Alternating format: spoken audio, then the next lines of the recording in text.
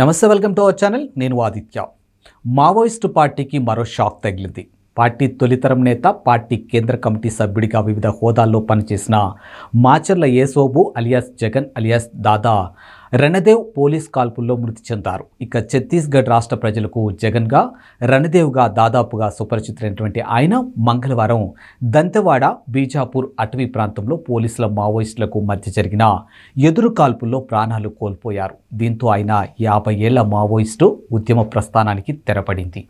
Maoist party నుంచి మీడియాకి జగన్ పేరుతోనే లేఖలు వచ్చాయి. ఇప్పుడు జగన్ మరణించడంతో మీడియాకి లేఖలు రాసే మావోయిస్టు జగన్ ఎన్కౌంటర్లో మరణించారని ప్రజలు, మీడియా ప్రతినిధులు చెప్పుకుంటున్నారు. ఇక తెలంగాణలోని భద్రాద్రి కొత్తగూడెం జిల్లాలో భారీ ఎన్కౌంటర్ జరిగింది. ఇక గ్రేహోండ్ బలగాలు అటవీ ప్రాంతంలో కూబింగ్ చేపట్టగా వారికి మావోయిస్టులకు ఉనికి తెలిసింది.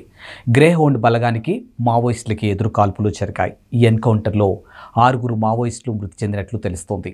ఈ మధ్యకాలంలో ఛత్తీస్గఢ్ దంతెవాడలో భారీ ఎత్తున ఎన్కౌంటర్ జరగగా ఆ ఎన్కౌంటర్లో దాదాపు 10 మంది మావోయిస్టులు మృతి చెందారు. ఆ ఘటన మరొక ముందే మరో భారీ ఎన్కౌంటర్ తెలంగాణలో చోటు చేసుకుంది. ఇక భద్రాద్రి కొత్తగూడెం జిల్లా గుండాల, కరకగూడెం, రఘునాథపాలెం అటవీ ప్రాంతాల్లో గ్రేహౌండ్స్ మావోయిస్టుల మధ్య కాల్పులు జరిగాయి.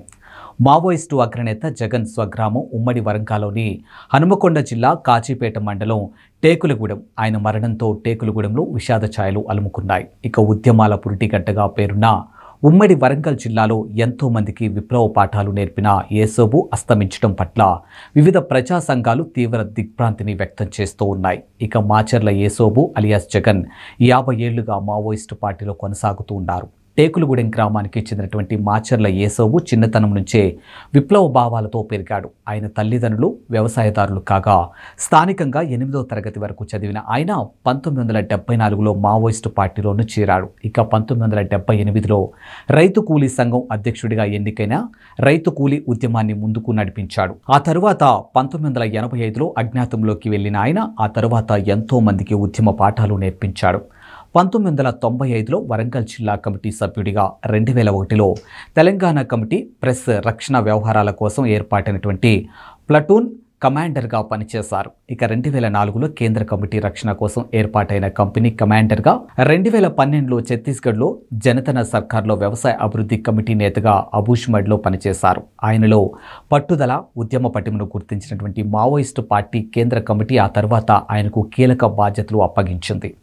కేంద్ర కమిటీ సభ్యుడిగా ఆయనకు అవకాశాలు కల్పించింది. పార్టీ మాజీ సెక్రటరీ గణపతికి స్పెషల్ ప్రొటెక్షన్ వింగ్ కమాండర్గా బాధ్యతలు అప్పగించింది. ఆ తర్వాత పార్టీ కేంద్ర మిలిటరీ కమిటీ సభ్యుడిగా ఎన్నిక కాగా ఆ తర్వాత మహారాష్ట్ర, ఛత్తీస్గఢ్ బోర్డర్ ఇన్ఛార్జిగా, ఛత్తీస్గఢ్ మిలిటరీ కమిటీ ఇన్ఛార్జిగా పార్టీ నియమించింది. ఇక దళాన్ని పటిష్టం చేయడంతో పాటు వివిధ పోరాటాల్లో ముందుండి నడిపించడంలో జగన్ అలియాస్ కీలకంగా వ్యవహరించేవాడు. ఇక మావోయిస్ట్ పార్టీలో 1974 నుంచి 2024 వరకు పనిచేసిన ఆయన ఛత్తీస్గఢ్ ఎన్కౌంటర్లో ప్రాణాలు కోల్పోయారు.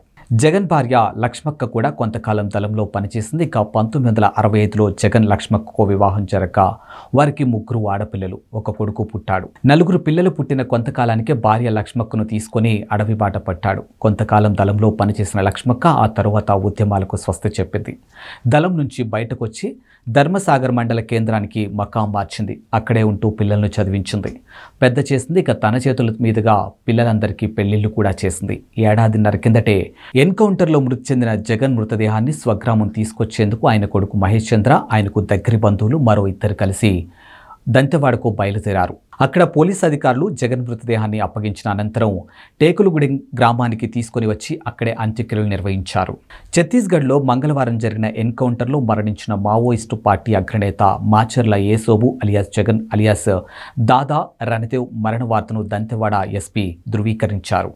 ఎన్కౌంటర్ మృతదేహాల వివరాలతో పాటు జగన్కి సంబంధించినటువంటి సమాచారంతో పిఎస్పి ఒక ప్రకటన విడుదల చేశారు.